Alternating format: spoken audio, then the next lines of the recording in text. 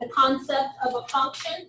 A relation is just any relationship, anything that can be described by a set of ordered pairs, and they really don't even have to make sense. An ordered pair could be your favorite M&M, comma, or favorite M&M color, comma, size shoe you wear. Those have nothing to do with each other, but that could be your relation.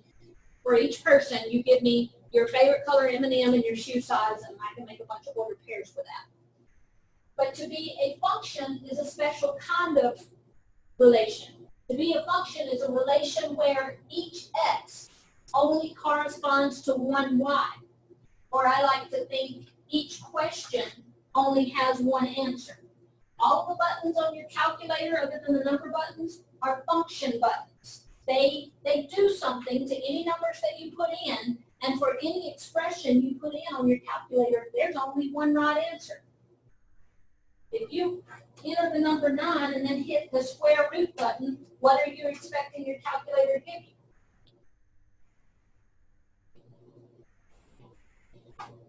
3.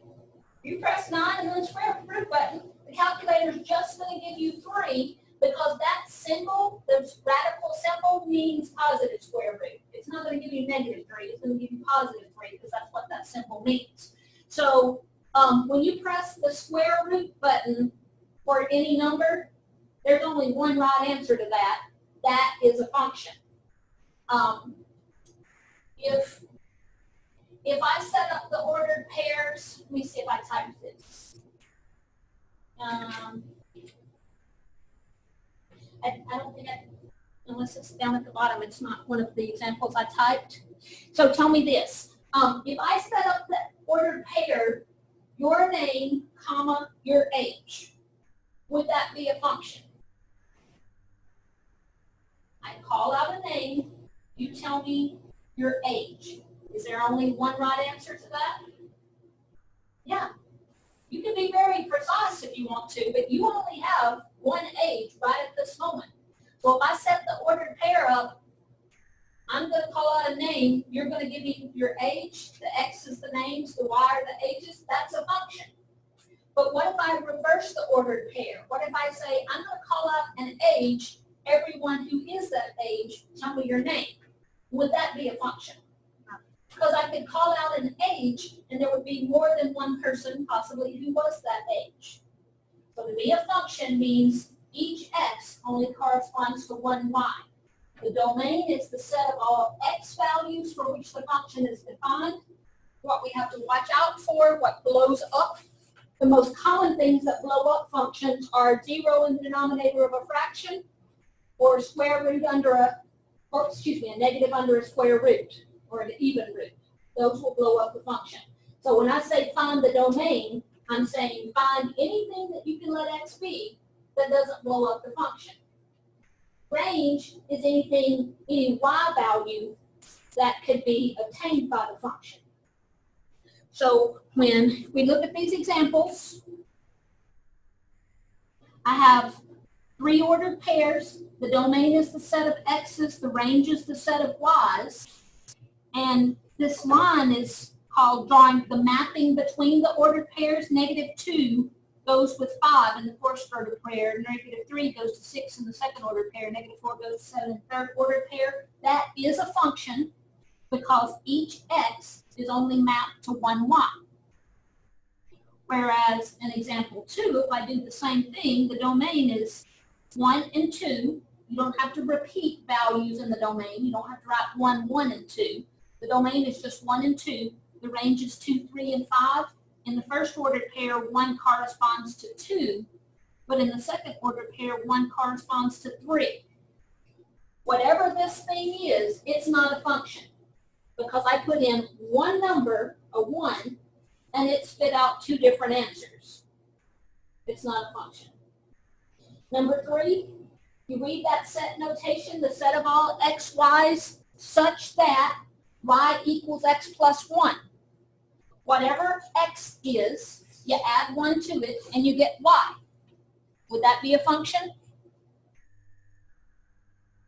If I put a 7 into a adding 1 machine, is there only one right answer that comes out? Yeah. If I put a -2 into an adding one machine. Is there only one right answer that comes out? Yeah, so it's a function. Number 4, x equals absolute value of y. That means whatever y is, x is the absolute value of that. You have to squint hard and think, could I make up 2 different ordered pairs with the same x that gave me 2 different y's? If I can make up 2 such ordered pairs and it's not a function, and I squinted it just a minute and came up with these 2 ordered pairs that have the same x coming from 2 different y's. So it's not a function. If x is any element in the domain, it's called the independent variable. If y is an element in the range, it's called the dependent variable. The y you get out depends on the x you put in. And no, you've seen loads of function notation in your life. F is just the name of the function. X is the name of the independent variable. That's what you're calling the input variables. This 3x plus 2 is called the defining expression. It tells you what this machine does. This is a tripling and adding 2 machine. And f of x, what's interchangeable with f of x? What can you always put in the place of f of x? Y. It's the y you get out. Let's see, name of the function.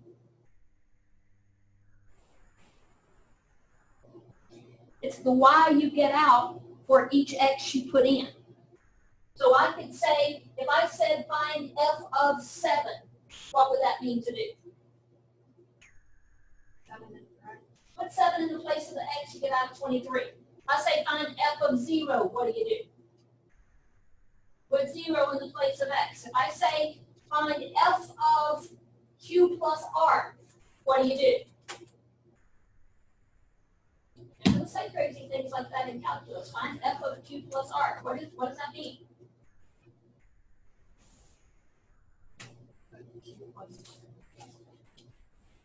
Put q plus r in the place of x. If I say find f of rhinoceros, what are you going to do?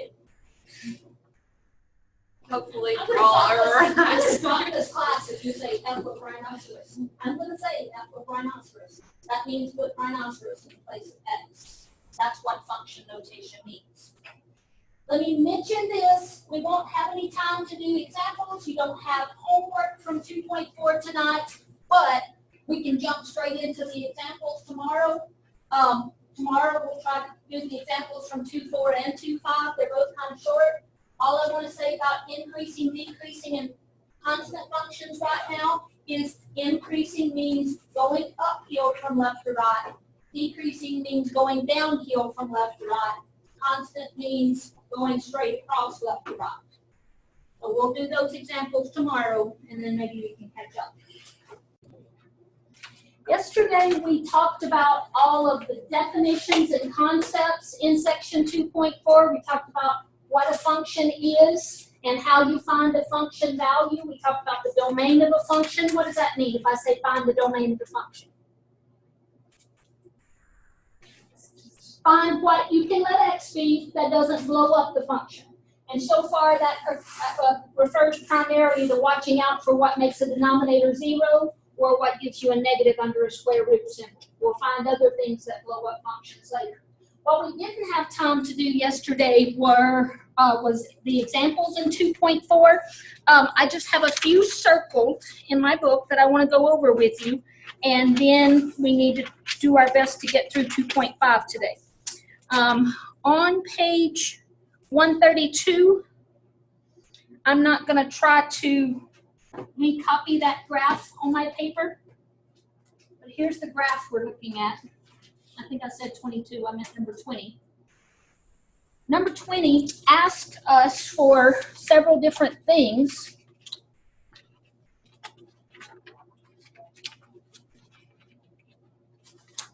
The first thing it asks us for is the domain of that function.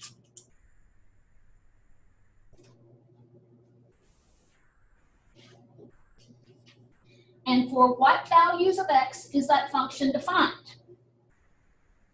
In the interval notation, what values of x is that function defined?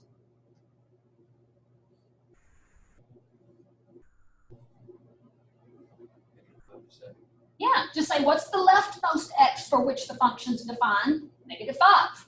What's the rightmost x for which the function is defined? 7. And is it defined for everything between -5 and 7, or are there any holes and dots, or holes and gaps in there? No holes and gaps, so it's defined everywhere from -5 to 7, including both the -5 and the 7. Is there? 6. What am I not seeing that you're seeing? Here's 7. It's defined at 7. It's defined at -5. It's defined everything between -5 and 7. What? 2 people are going, what the heck? Tell me what's bugging you. Are you looking at y values instead of x values? Like there's no 6, there's no 4. 6 and 4 aren't labeled, but they're there. F of 6 is right here. Well, let's see, 1, 2, 3, 4, 5, 6, 7. 6 is right here. It looks like it goes through the point 60. It's not labeled, but it's there. Samantha, what's still bugging you? I can tell you're not okay with that yet. I'm just saying, what's the leftmost x? -5. What's the rightmost x? +7. And there's a solid line, not line, but solid graph from -5 to 7. The domain is just the x values. Dylan, you were frowning too. Is that okay now? Yeah, I got you. Okay. All right. The B part says give the range of that function, and range refers to what? Y values. So you just look at the graph and go, what's the lowest y value? What's the highest y value? And does the graph hit all the y values in between? What do you have for the range of that function? -1's the lowest y value. +2's the highest y value. Does the graph hit all the y values in between? Yeah. So it's -1 to 2. Including both of those endpoints, because the graph actually hits a y value of -1 and a y value of +2. The C part says find f of 1. Now, if you had given me an equation and told me to find f of 1, I would have just put 1 in the place of x, and that would have been f of 1. But you didn't give me an equation, you gave me a graph. How do I find f of 1 by looking at the graph?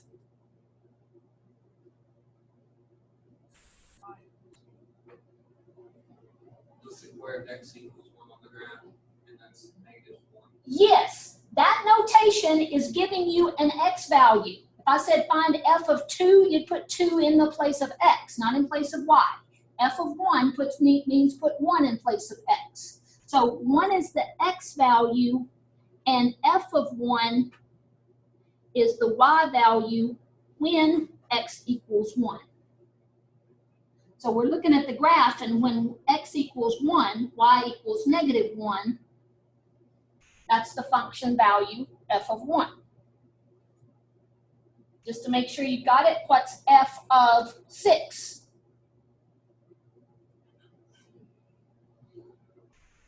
Zero. When x is 6, that's right there, y is 0. F of 6 is 0. What's f of 0? When x is 0, y is 0. So that's how you pull function values off a graph when you're not given an equation. You're just looking for the y value at this particular x. The D part says find all x such that f of x equals 1.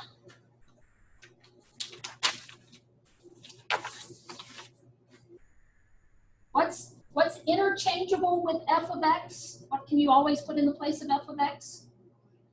So that means find all the x's where the y is 1. What are all the x's? This is the answer. What are all the x's where the y is 1? -3. Say them to me loudly, Miss Samantha. -3. -1, 3, and 4. All right, I wrote it down. Let me check it. -3, -1, 3, and 5. Yep. And then the E part says find all x such that f of x is greater than 1. And again, y is interchangeable for x. So we're looking for all the x's such that the y is bigger than 1. What do you think that answer is? -2, certainly that would be true. 4, that would certainly be true.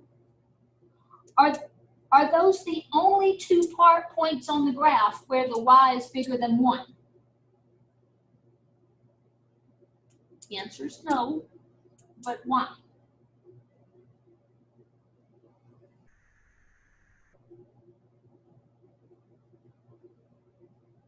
Got an idea? You have an idea? It doesn't go that far. Doesn't go that far. What do you mean by it doesn't go that far? Everything above -3 to -2 is a one. Ah, it's not just these 2 points. Those are the only 2 labeled points where y is bigger than 1. But this point, maybe -2.5, is also the y is bigger than 1. So when I ask you for all the points where y is bigger than 1, I'm not just asking you for the label points, I'm asking you for all points. You'd have to write that as an interval. For what interval are the y's bigger than 1? From -3 to -1. And Yeah, 3 to from 5. here to here, and from here to here. With these instructions, would you have parentheses or brackets on those endpoints of the intervals? Yeah. At -3, the y is not bigger than 1, it's equal to 1. So don't include that endpoint. But anywhere between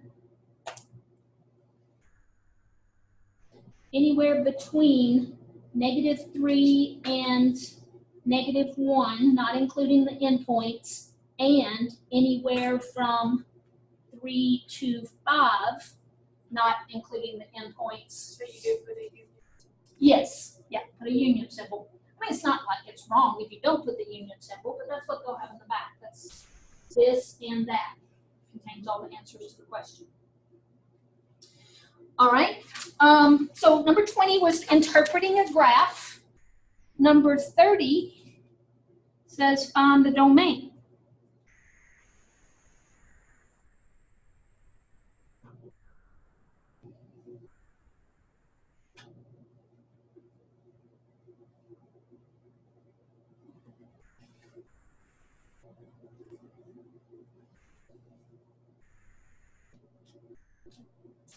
What does find the domain mean? Find the x's that you can use that don't blow up the function. And so far in our algebraic life, what 2 things have we learned will blow up a function? Negative under a square root or 0 under in the denominator of a fraction. All right, what could I not use in that expression? 3. I definitely can't use 3.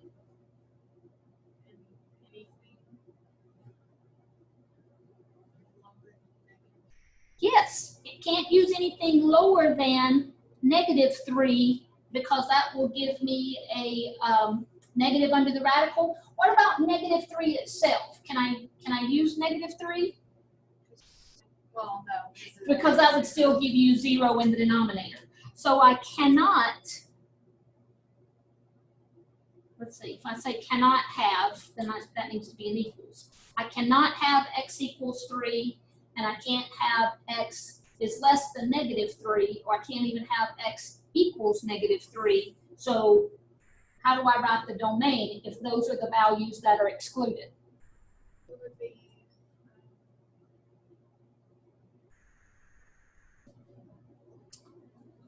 You can graph it on a number line if it helps you. All the numbers, I can't use anything less than -3. so -3 to positive.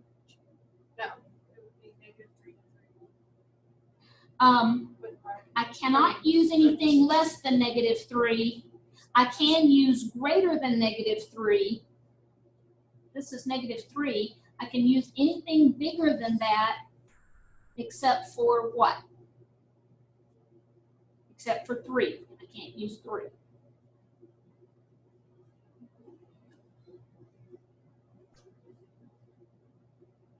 And we said we could not use -3 itself, so that's going to have a parenthesis on it. If you're unsure, just check. Check something less than -3. Could you use -4? No. Could you use 0?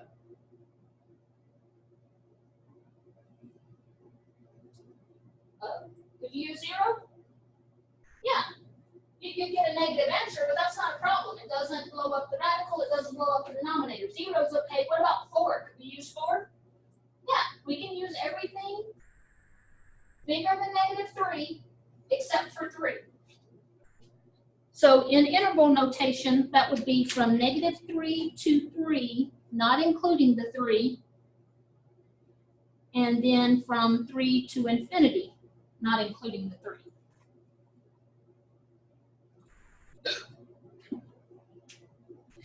All right, number 48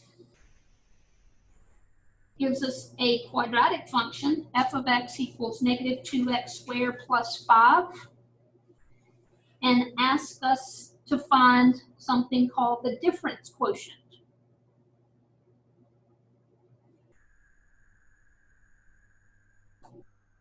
It tells you what the difference quotient is. F of 2 plus h minus f of 2 divided by h. That's just a recipe. Not a recipe for disaster, a recipe for the difference quotient. And we're just going to follow that recipe step by step for the function that we're given. What does f of pig mean? F of pig. Put pig in place of all the x's. What does f of 2 plus h mean? Put 2 plus h in place of all the x's. So that's the first part of the recipe. Put 2 plus h in place of all the x's in this function. That's going to be -2. And instead of x squared, I have 2 plus h squared.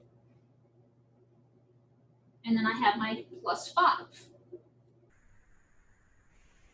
Everything that I just wrote is the first step in that recipe. It's f of 2 plus h.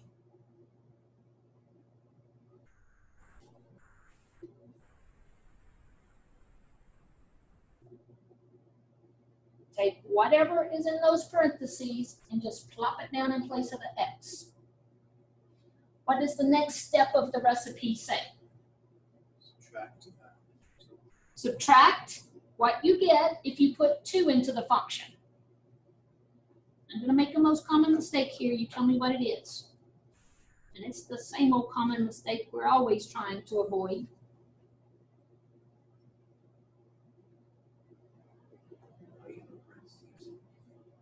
I want to subtract that whole f of 2, then I have to have the whole f of 2 in parentheses.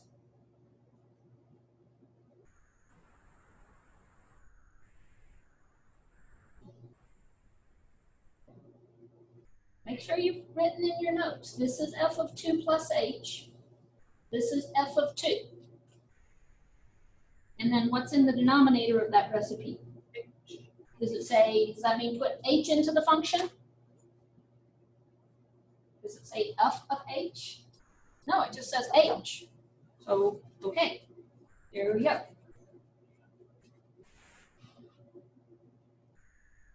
The rest of that is simplify as much as possible.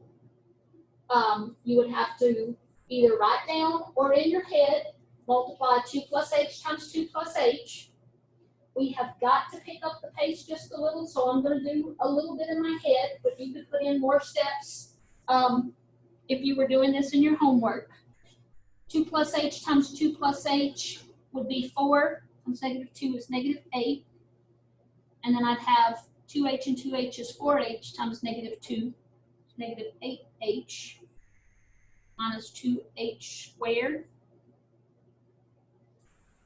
That's negative 8 plus 5 is negative 3.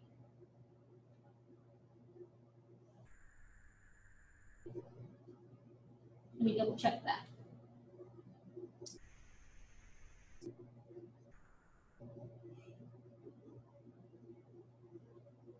Yep, that's right.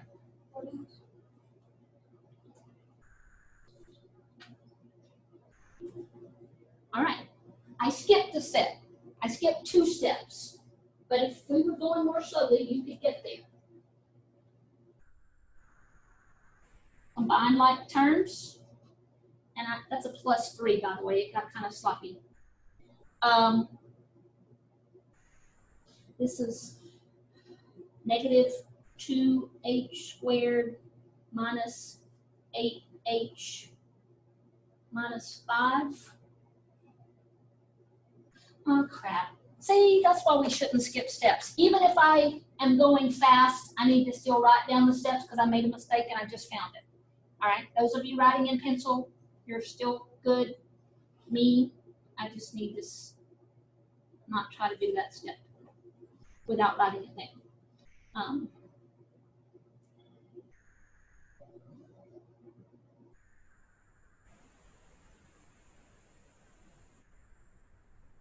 Yeah, that's right.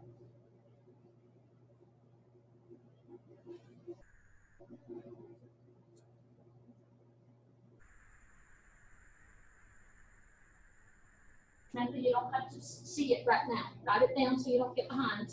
And you can figure out the middle step at home. You really could if you know how to fold. What happens when we evaluate the limit of the difference quotient? Every time, a whole lot of stuff eliminate each other. This is a negative 8. This is a positive 8. That's gone. And we're trying to simplify this as much as possible. I could take 2 more steps to eliminate this, or to simplify this just a little bit more. What could I do that would simplify it further? You can take h out of the numerator. You could factor an h out of the numerator. Actually, you could factor out a 2h or a negative 2h. The only reason I didn't factor out a 2 is because I don't have anything to cancel with it anyway. So I just left it in there. Wouldn't be wrong if you factored it out. I only factored out an h because an h was all that I had to cancel.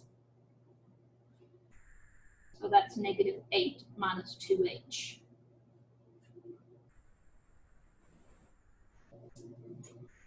If you're thinking, why the heck does anybody care about the difference quotient? Well, if you go on to calculus, then you're going to see that's almost the definition of the very biggest thing in calculus. The very other top 3 things in calculus, but one of the top 3 things in calculus is the derivative, whatever that means. This is darn close to the definition of the derivative. When we get to calculus, we'll say that, and then attach to it something you don't have to worry about now. I'm just giving you a preview of calculus. If I say the limit as h goes to 0 of negative 8 minus 2h, that means if h gets so small that it practically disappears, what's the only thing that's left there? Negative 8. It's going to turn out in calculus that that's the derivative of that function when x is 2. You don't have to know what any of that means now. I'm just saying this is very, very relevant to calculus. You're going to see it again if you go to calculus, and by golly, you better be proficient at it. One of those things you've got to be able to handle. So let's do one more, number 50. We have a different function, 1 over x squared,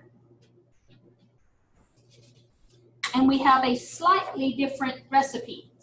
The recipe this time is f of x plus h minus f of x divided by h.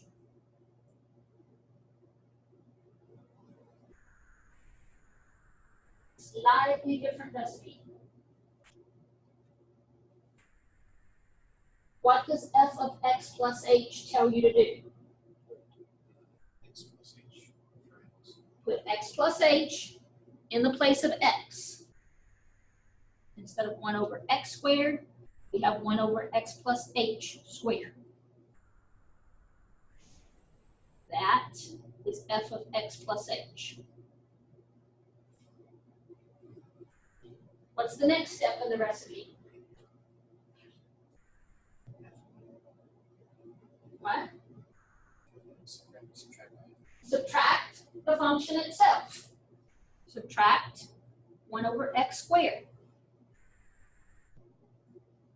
That's f of h, or f of x. And then I'm supposed to divide the whole thing by h. In pre-calculus, I don't even know why I'm doing this, but I can do it. It's a recipe. I can follow a recipe, and I'll find out in calculus why that recipe is so important. Now, here's the algebra part. How do I clean that up? That's a complex fraction. Little fractions within a big fraction, that's a complex fraction. How do I simplify a complex fraction?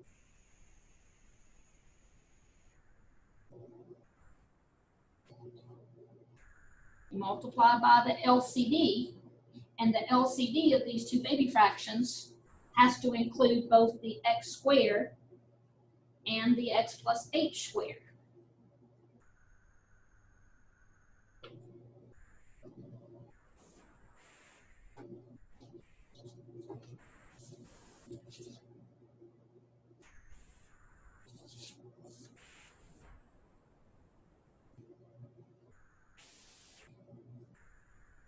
So I'm going to make sure I distribute that LCD completely.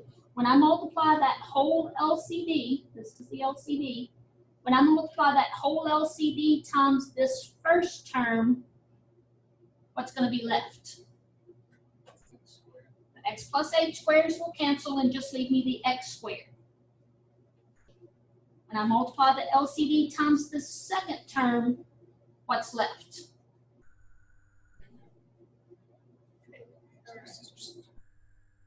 X plus h squared.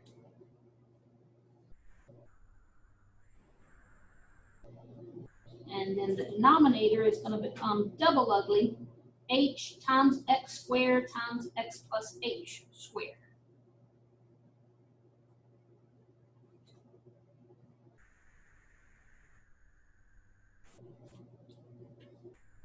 And then I'm going to go fast again. I'm going to say x plus h times x plus h. Distribute that -1. I'd have negative x squared minus 2xh minus h squared.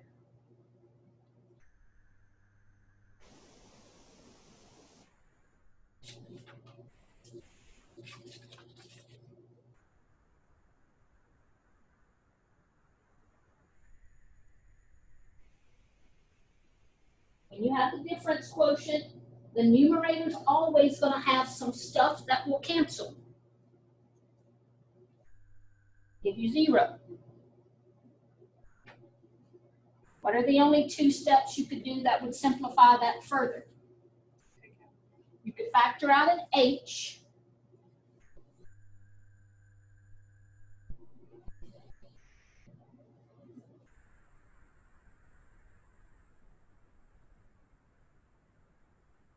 So that you could cancel it with that h in the denominator.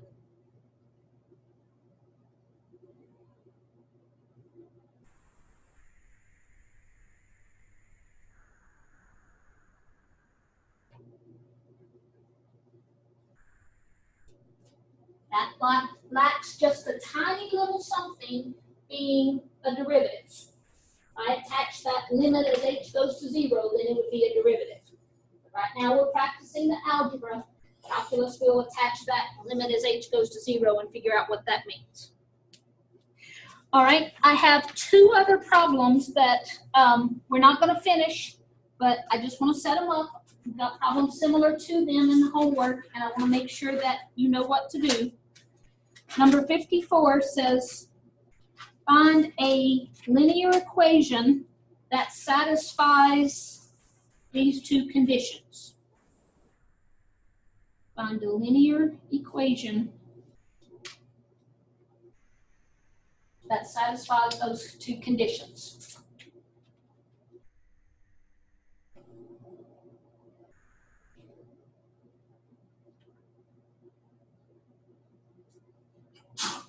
I found linear equations in last night's homework. There are two scenarios in which I can find a linear equation. I either have to be given a what? A slope and a point, or I can be given 2 points. Give me either one of those things and I can find a linear equation. What the? What the F? What the? That's a video now. What the function? What am I given there? I'm given 2 points. That first f of negative 2 equals 7 is the ordered pair negative 2, 7.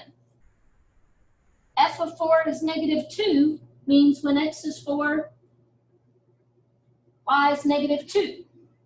So what's the first thing I have to find?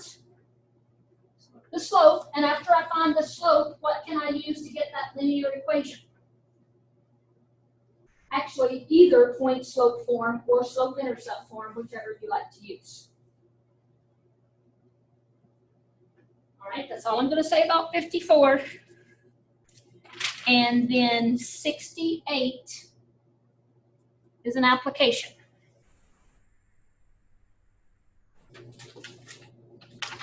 Let's see.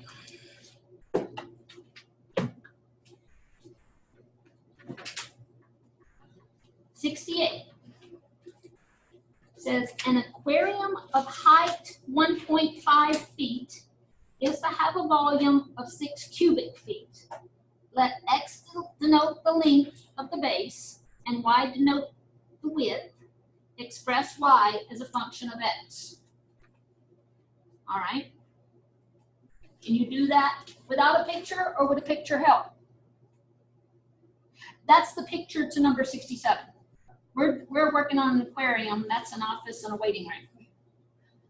I think a picture would help. And an aquarium is probably one of the 2 things that I can draw in through 3 dimensions. Because my 3-dimensional capabilities are seriously limited. Here's my aquarium.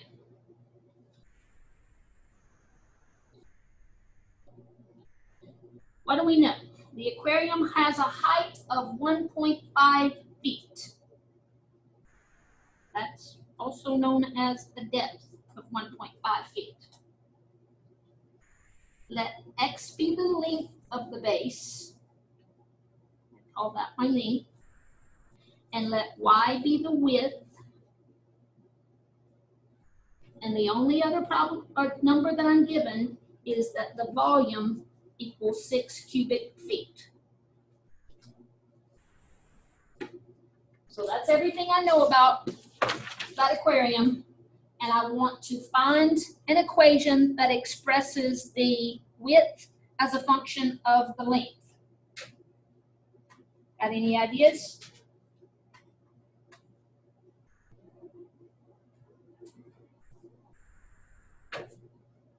What's the one thing that we know here? Actually, we know 2 things. We know the height is 1.5. We know the volume is 6. Do we know how to find the volume of an aquarium? Do we have an aquarium volume? Yeah, we don't have an aquarium volume formula, but we have a rectangular solid formula for volume. It's length times width times height. That's what volume always is. So what could I put in the place of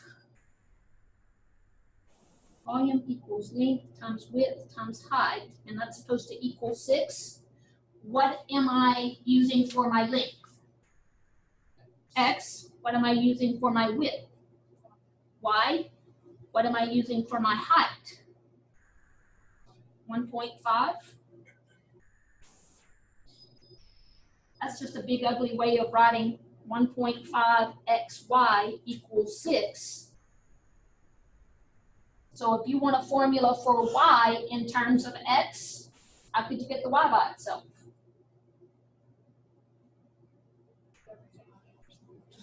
Hocus pocus, put it over there, or do something legal to get it over there? Is it added? No, it's not divided. Divide. Divide by 1.5 x.